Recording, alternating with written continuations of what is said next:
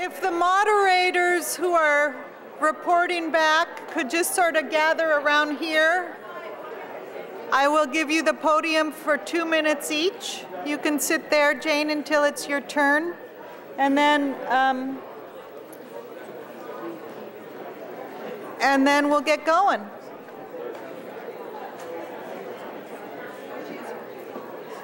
I'm going to do my thank yous.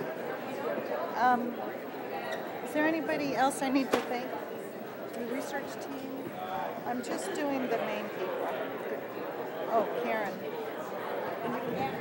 Thank again, what? Just thank again the planning committee.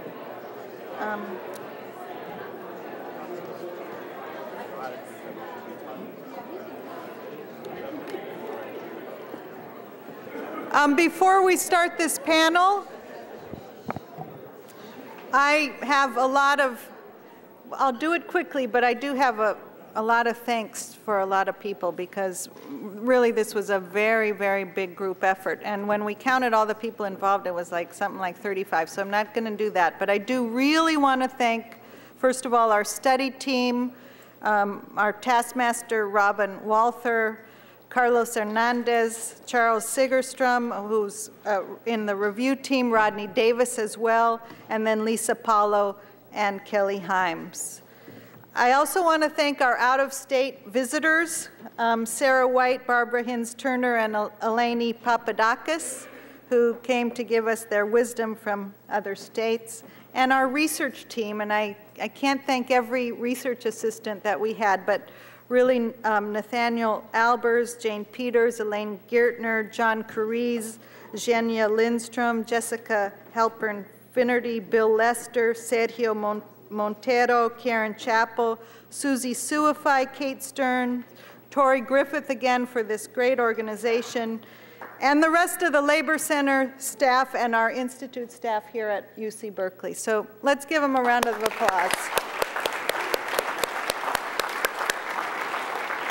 So the way we've structured this is I'm going to give each moderator 2 minutes to try to synthesize the takeaways, the points of consensus, the next steps, whether they be policy or implementation, and if there were big points of contention, to surface them as well. And then I'm just going to turn it over to you guys to react. Maybe 2 minutes each, you two, and then we can have an open discussion. So who volunteers first? Rodney. Tell them what your panel was about. I will. Okay, I'm Rodney Davis, and I was the moderator for the Developing a Professional Workforce. So a little, I may say maybe off the beaten path of the general subject matter today, but I think we had a very effective group. We're kind of a solution-driven group, and just to give you a sense of how I connected the three panelists on the dais, we pretty much, Ton Quinlivan from PG&E, who's involved with their Power Pathways program, kind of shared 3 examples of how she identified this market scanning, identified some needs for workforce development. She then took that need, recognized the goals and objectives that her utility is seeking, as well as the other utilities, and then collaborated with the Cal State East Bay to develop a curriculum that met some needs that existed in the marketplace. I had Milton Randall on the panel, who is the director of the MEP, or Maximizing Engineering Potential, and he kind of shared a little bit about how that program nurtures and develops engineers through that university, which is kind of comparable to Cal State East Bay. So he kind of gave the internal process that took, once Vaughn handed it off to the college, he talked about how they nurture utilizing NSBE, SHIP, and a few other organizations to develop the talent to kind of work through some of the curriculum and certifications that were needed in this particular case by PG&E. And finally, we start talking about these folks graduating and ultimately becoming workforce qualified. We had Dan, who's the founder of PDE Incorporated, and he talked quite a bit about some of the very significant technology solutions that his company is involved with. So again, that provided the potential for what these engineering students, once they graduate, with the nurturing that took place, and then the market scanning that was kind of ushered by an enabler such as PG&E in this particular case, the kind of possibilities that exist through the whole supply chain process once we're kind of all engaged and involved with this training activity. There were a few areas that came up as potential, I would say, concerns or areas for us to kind of take a closer look at. The MEP talked about avoid in terms of having insight and access, at least immediately, on energy efficiency, demand response, and distributed generation type technologies and activities for them to kind of engage and develop curriculum that might be more effective for the students to kind of engage and participate and attract them to this particular industry. So again, we saw that as a potential opportunity, perhaps if not just Cal Poly Pomona, but across the state in terms of some of the various UC and CSU institutions. So again, that creates an opportunity for us to work a little bit more effectively with higher education. And last but not least, we talked about, again, going back to Senator Hancock's point this morning, we kind of identified, we got to make this, we have to address this issue, how it is important and why it matters. So that was kind of, I guess, the key point we took away from our session in terms of addressing professional development. So that's my 2 minutes.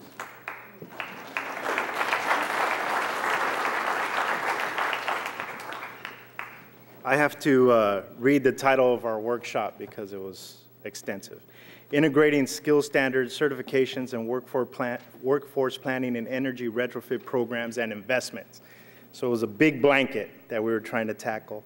And we had some great presenters that represented 3 different approaches and areas of impact around energy efficiency and workforce development. The first was the building performance folks. The second was a utility engaged, Southern California Edison, who's engaged in actually training contractors to fill the gaps that exist in the quality installation elements of their programming around HVAC. And the third was the City of Los Angeles and their work around the retrofitting of 1,000 municipal buildings and how the municipal government there is leveraging dollars to create workforce training opportunities. And there was some consensus around all of their thinking in that programs need to collaborate and cross each other, that there has to be this sense that some agreement needs to happen on certification standards and what quality standards are actually going to look like. And we're hoping that that guidance comes at the state level and then also bleeds over to the national level and then can be implemented on the regional level. But there was some consensus around that collaboration between programs is essential. That code compliance is shaping training, design, and quality standards, and that quality standards are really the ultimate goal is how you get purchasers to engage, how you get training programs to really effectively produce pathways out of poverty for the workers that are engaging in them, and how you get, oh, I'm sorry, how you get, I'm over here chatting with them. And then finally, that certification standards can actually create market transformation, and that they should be the minimum standards, and that was typically what we talked about.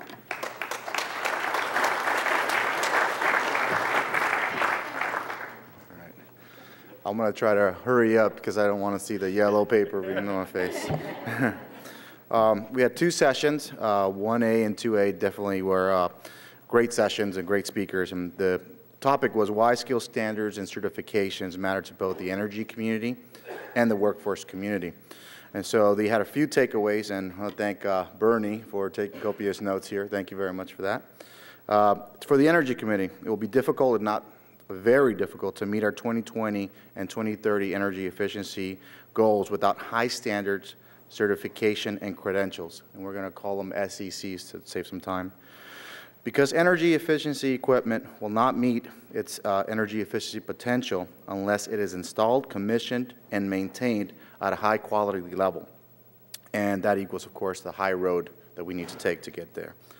For workers, the value of the SEC determines, to a great extent, their market value.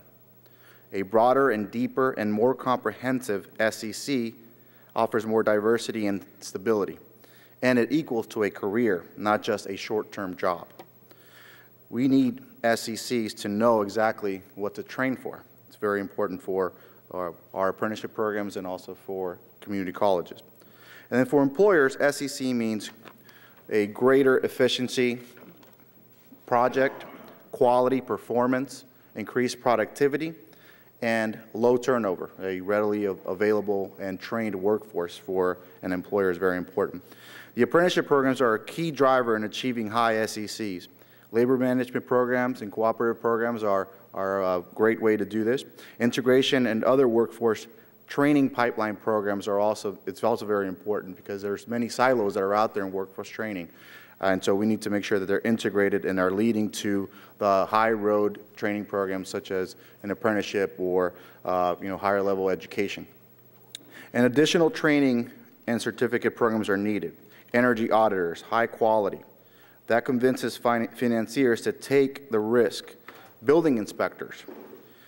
Should building inspectors move from only public safety, or should they also do energy efficiency? So we need possibly energy efficiency inspectors as well. And that all equals to high quality work based on SECs.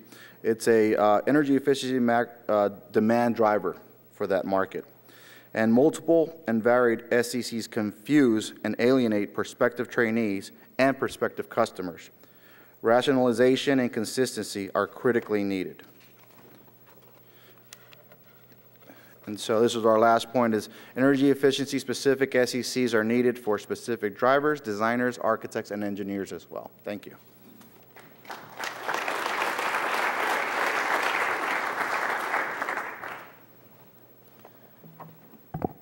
Howdy. My name's Ian Kim. I work at the Ella Baker Center, directing our Green Collar Jobs campaign. I moderated a fantastic panel about, at 1 o'clock, about pipelines and training partnerships. And Ken Smokoska, Kareem Bori, and Junius Williams were the three panelists. We had 3 different kinds of workforce training and education programs, one that's driven by a labor management trust, one that's driven by a community organization called the MAC Project in San Diego, and then the Emerald Cities Collaborative in Oakland, which is really a labor and community partnership with the City of Oakland to build large-scale pilot projects that can show, that can really demonstrate high road energy efficiency in action. So I want to make just a couple of observations about what the panelists all had in common, and then share a few quick recommendations. One is, the panelists were all workforce training and education providers. They're all multi-sector bridge builders between community, labor, environment, and industry. They're all innovating best practices, and they're all committed to the high road. Also, we also found they were all running into the constraints of the industry, right? And another way of saying that is that they're ahead of their time. So the fact that job supply is low, really that dominant constraint means that people have to be especially creative.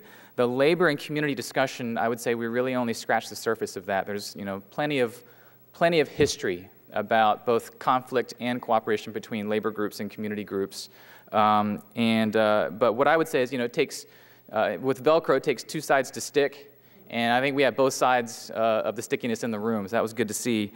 But the job constraints always mean tougher competition for a limited pool. And I would say that it's only when we really grow the economy that we can deepen the innovation and the kind of partnership that we see there.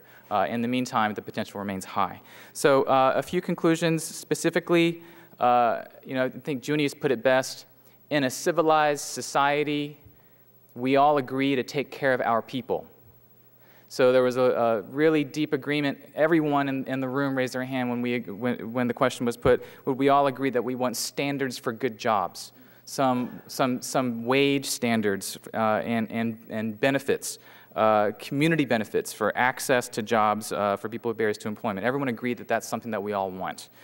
We heard that replicating the lighting control program that we heard about this morning in other sectors, it would be a fantastic thing to do.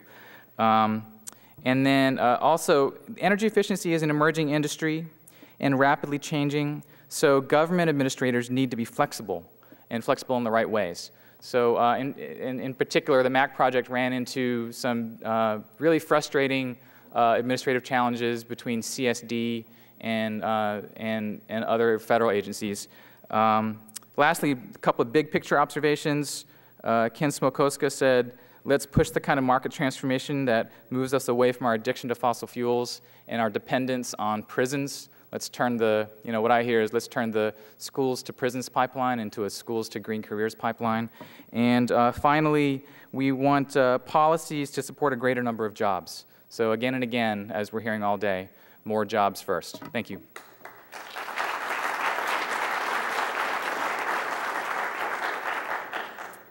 My name's Jane Peters, and I moderated the second session on leveraging utility training centers and integrating them with California's workforce.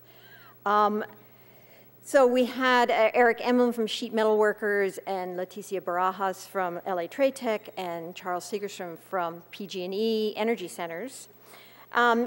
Each of them spoke about what their organizations do, and in particular, they talked about the partnerships that had been developing recently, really, to coordinate between the energy centers and between LA Trade Tech or between the energy centers and the apprenticeship programs. There were challenges to this process. At times, too many rules, making it difficult for innovation to occur. Too many prescriptive approaches rather than an open-ended approach. This was particularly true from LA Trade Tech's point of view. And that there needs to be, there was a lot of focus on what we need to do in terms of pre-employment, because there are serious barriers to entering apprenticeship programs and to entering a utility work situation that are leverage across all organizations, all different types of organizations, so that if you have those unfortunate strikes against you on your record, you may not be able to get a job. We heard 25% qualify for apprenticeship programs, and that's not just because they don't pass the tests. It's also other things like DUI or prison term or something like that. There were some creative ideas about dealing with new bonding ways that should help these people get into the workforce, that somehow we need to recognize that if we're going to get disadvantaged workers in, we have to do not just pre-employment, but we have to do other things. There's no real clear pathway between weatherization to technician for a variety of different reasons, the skills, but also currently weatherization workers are working more than 12 hours a day. So they're not necessarily able to take courses to upgrade their skills. Third-party certification is really an important factor that needs to come in. Everybody just talked about that, so not much to reiterate here except that that's how these training programs gain value in the workplace, is that there are, in fact, certifications so that if you have training in any one of these, in any different type of location, it has value because it's towards a common certification that everybody recognizes. I think that's a nutshell of all that we had to say.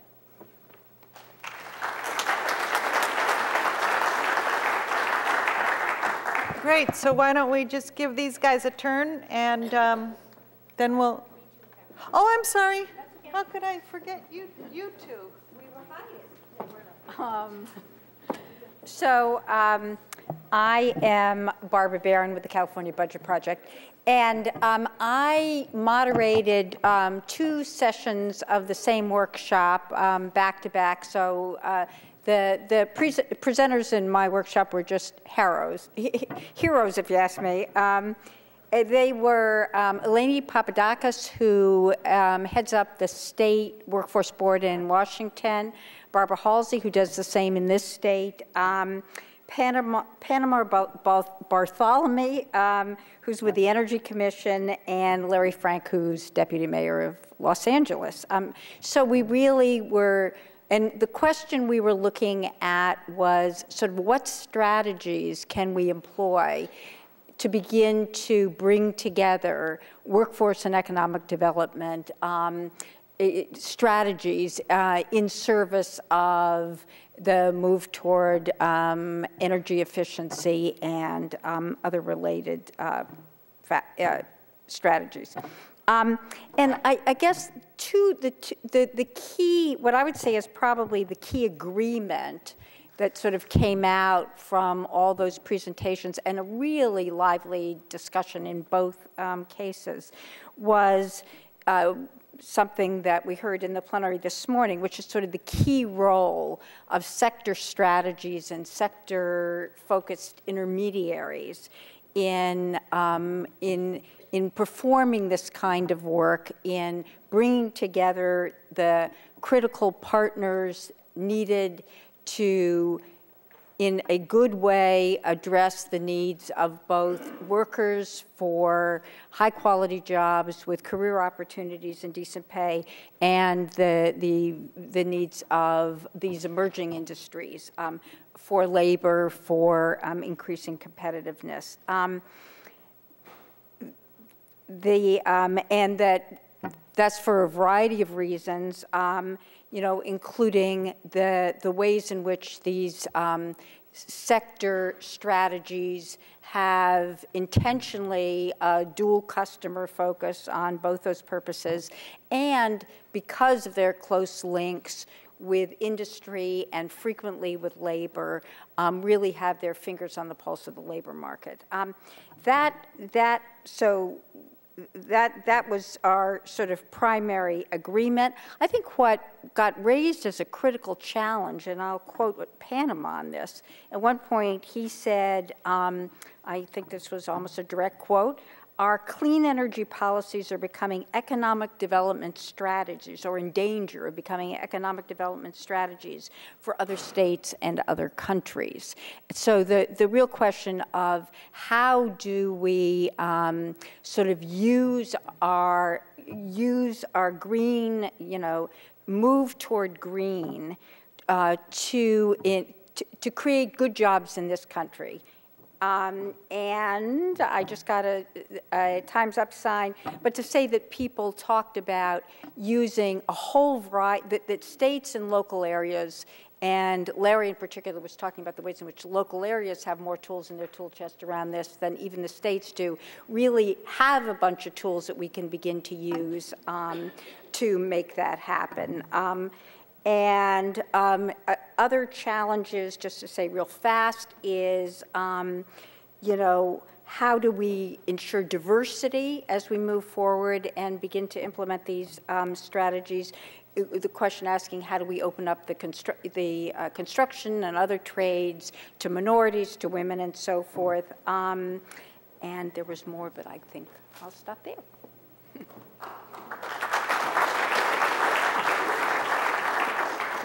Thanks, Barbara. I'm Linda Collins, Career Ladders Project for California Community Colleges. And we had our group was talking about building pathways into good jobs in energy efficiency. And we were looking particularly at the role of K-12 community colleges and apprenticeship programs. And we really had a wealth of experience, not only the panelists themselves, but all the people in the room who contributed great ideas. Barbara Hintz-Turner from Washington State came down to share some of the magic dust that appears to be in the Washington environment, where they're able to collaborate and think long-term and have strategies over time. It seems a little harder in California for us to emulate, but we're working on it.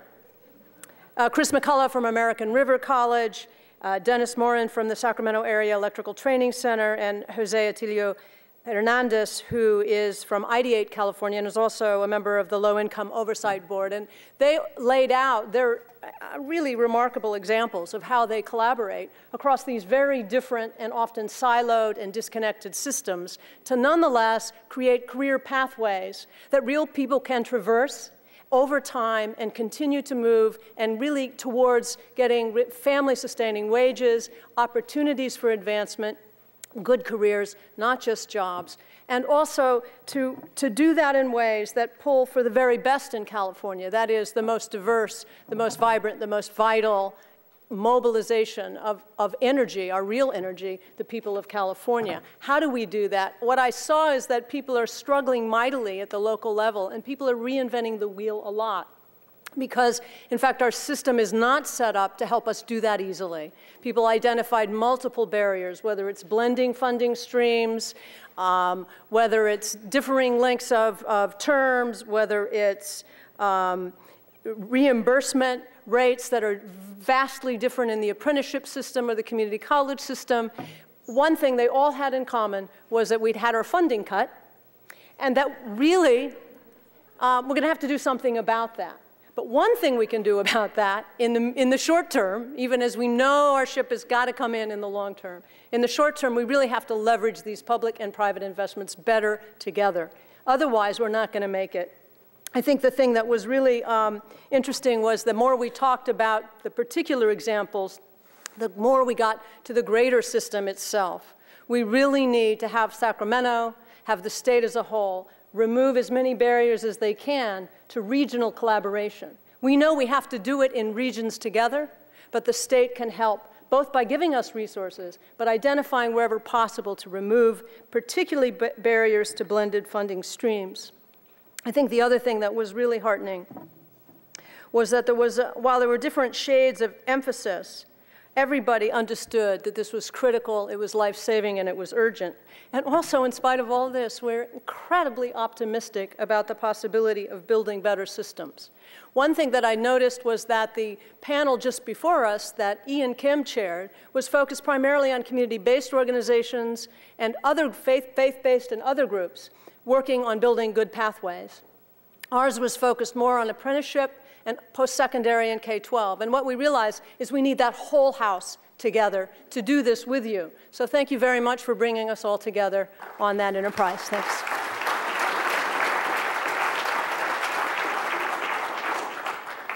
And she told me she didn't have anything to say for 2 minutes. But I know her. Okay, so I would just like to start, and maybe start with Commissioner Grunick, and you guys also get. You were going to end? Okay, that's good. So let's start with Yeah, she already told us what order it was going to be. Okay. So. Okay, so you have about 8 minutes altogether, 2 minutes each, and then we're going to open it up. Oh, holy cow. Okay, so here's my joke. When I was told I was going to be on a reaction panel, I spent the rest of the week practicing this. No, okay. So maybe that didn't work as well as I thought it was going to. And I'm kind of punchy right now. I'm excited. I'm really excited about what's happened here today. And I'm really excited about what's occurred over the past 3 years. When we look at where we were 3 years ago, and when we look at where we are today, and the kinds of conversations that we're having, and the kinds of partnerships that we can already point to that are developed, we have so many assets to build upon. So I'm thrilled to have been a part of this day. One of the things that we had agreed to do as part of the work of the Green Collar Jobs Council was to craft a master plan, and I think we have many of the legs we need to stand that master plan up, just based on the good work that's been done by the Public Utilities Commission, this research team, the California Energy Commission. I think we have the legs to begin to stand that master plan up. And the tenets of that master plan are partnership, regional collaboration, regional planning, articulating clear pathways, removing barriers wherever possible for funding, making sure that we're driving down from the state level the funding necessary to nurture those partnerships that are created at the local and regional level. So I feel very good about where California stands right now. I also recognize fully we have a lot of work to do. And this is just the beginning of, or the continuation of a conversation that we need to have long term. I also think we have some fabulous opportunities in presenting this work to an incoming administration that has already made a clear commitment to growing the green economy. So I'll stop there. So I'll share my three favorite quotes of the day. One was Cecilia Estelano telling us we're not allowed to do retrofits anymore, but we're doing energy upgrades, so I'm taking that to heart. And then Panama gets two of them. Yeah, well, yeah, Panama is, he's our hero from our panel, but We learned that we're not supposed to call them silos anymore, but they're called cylinders of excellence, right? And then we also learned that many hands make more work, right? Yeah, but good work, exactly. So, I have very little to add other than I think the organizers of this day did a remarkable job of bringing the right people together. So kudos to them and to everybody in the room. It's a remarkably diverse group of stakeholders really representing all the key players that needed to be here. So great job. And I would just say that, I think one of the themes I heard of the day is that, training can't precede the jobs, that we really do have to do the work on the economic development front, right? And that is hard work to do. But I would say that, the lessons I heard from the reports that I took in was that the partnership work really does have to precede all else. And if you have the trust and you have the relationships, and you're doing the work, that's when the opportunities will actually come. And so we do have some hope in the next administration in California to really be able to prioritize. So we're hearing about AB 758, where local agencies actually have control to require energy efficiency in existing buildings. We're learning about a number of things that actually could create some demand. But in the meantime, we have work to do. We have the work of, it doesn't only have to be about training, right? It can be about the policy work. It can be about the advocacy. It could be about the relationship and trust building, right? And figuring out the pipeline, what it's exactly going to look like, and the articulation agreements between the different institutions. There's work to be done. We still have to test our training abilities so we don't walk away from that completely. But we have to absolutely hope for the end of that little economic downturn that we saw first up today. Yeah. All right, my turn.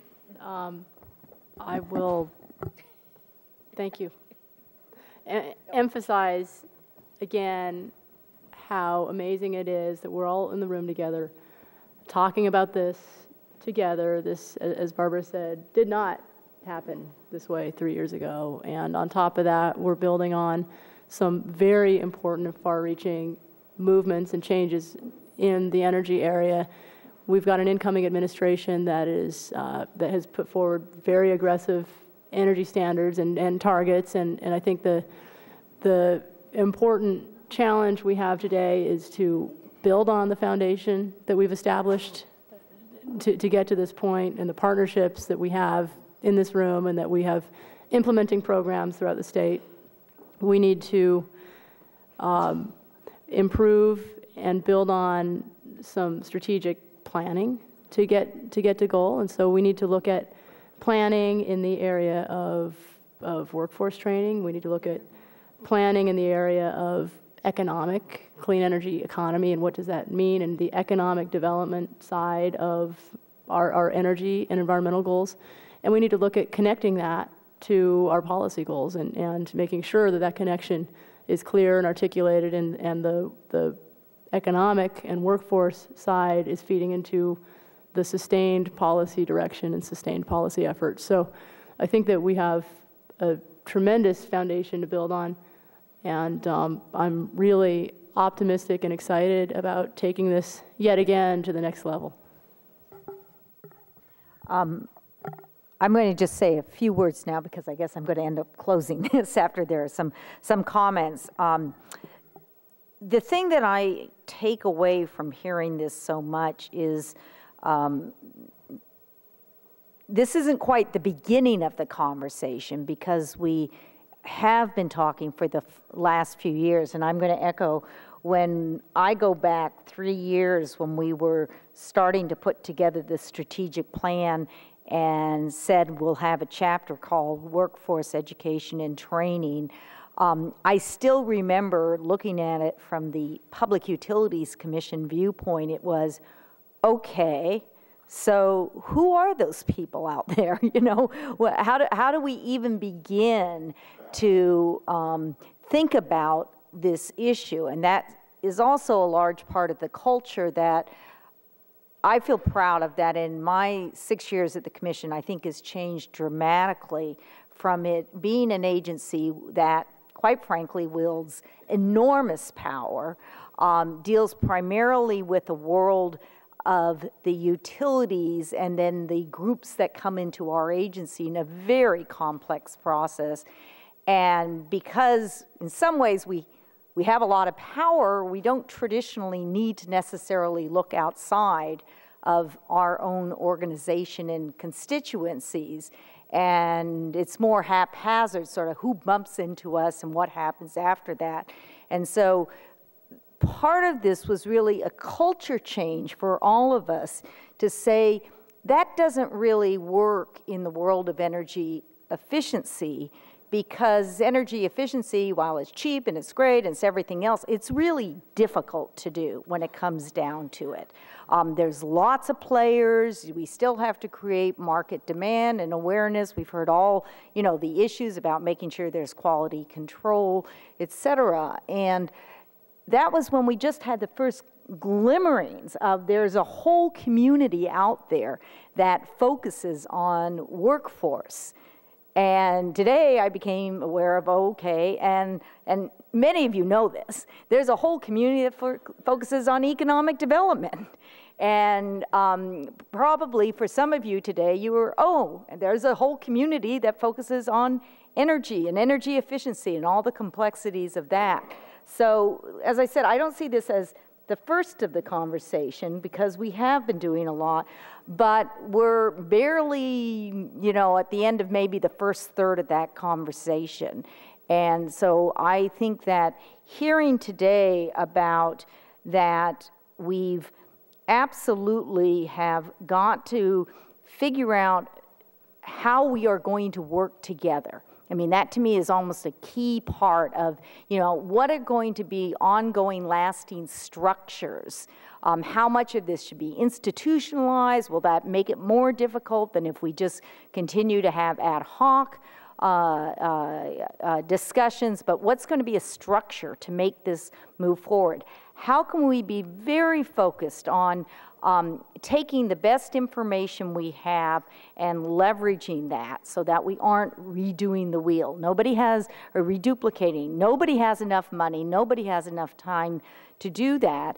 And then what are the best ways to really foster these regional collaborations? Because I think that that's where we get so much of the involvement that we need, the innovation that we need. We certainly have to have leadership and support at the policy at the state level and state level institutions. But what's really going to be the best way for these regional collaborations?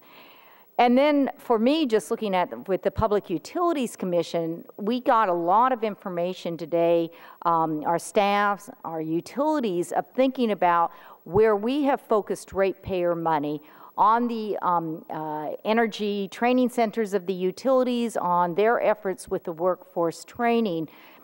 How can we really make best use of those dollars? And I think that's where understanding that that's not an answer we're going to come to just having our traditional way of looking at these issues, which is we issue a ruling, we have people give a comment, we then analyze it, and we give authorization or direction to the utilities. That I'm convinced in this area, in order to make good decisions about how we're going to use the ratepayer money, what direction we're going to be giving the utilities for where they're going to be going in this area, we have to be part of this larger conversation, or otherwise we're just not going to get the right answers. So that's what I took away from this. This is a big conversation, and we all need to continue it.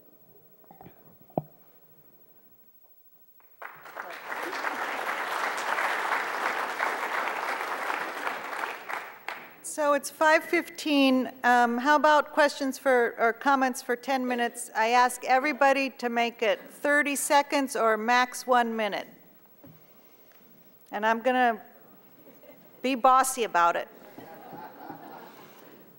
Ruben. It's going to be a half a second. I want to lift up what Meg Vasey said earlier, and the point about making sure that encouraging the state and the governor to basically take a high road approach to growing the industry. And I'm not talking about jobs, I'm talking about the industry. Great. Very quickly, my name is Richard Sierra, Business Manager for Laborers, Local 783, San Marino, California. And just to pick up, excuse me, my good friend Panama spoke about the utility scale projects in our area. I'm going to brag a little about San Bernardino, our county.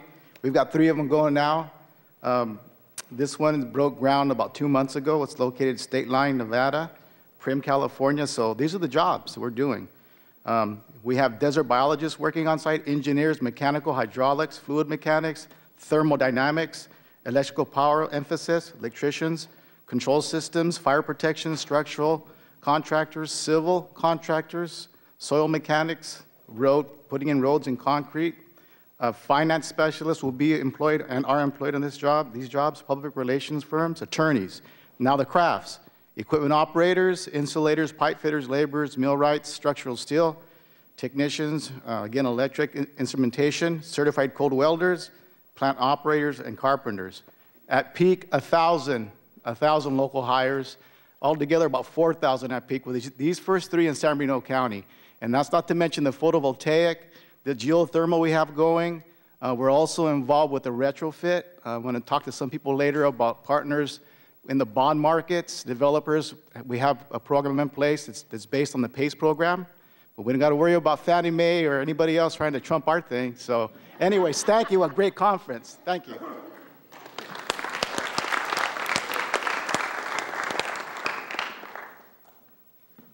I think people are tired, and the reception is right out there. So why don't I just let Commissioner Grueneich close, and thank you very much, everybody, for coming. Wait a second. The first thing I want to do is she a star or what?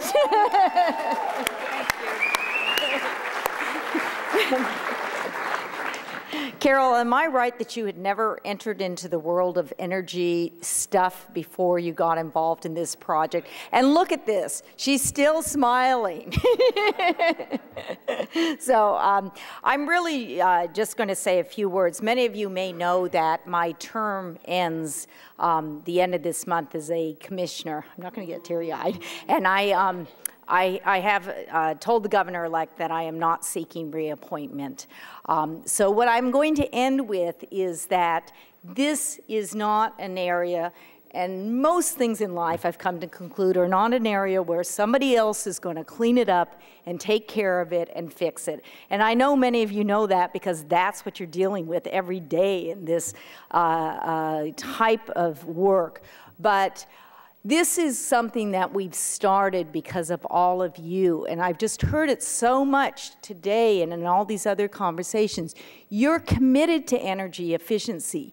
You're committed to building really good jobs in this state built on energy efficiency. And you're committed to showing that California is that vision for why we're here, that we are a state that can do things, and we can do things despite all the problems we're having now. So I'm just going to leave it with all of you, please carry this work on. It's only going to happen because all of you, double down, and when things look hopeless, you really are committed. Our governor-elect has absolutely got it in his heart to be doing these things.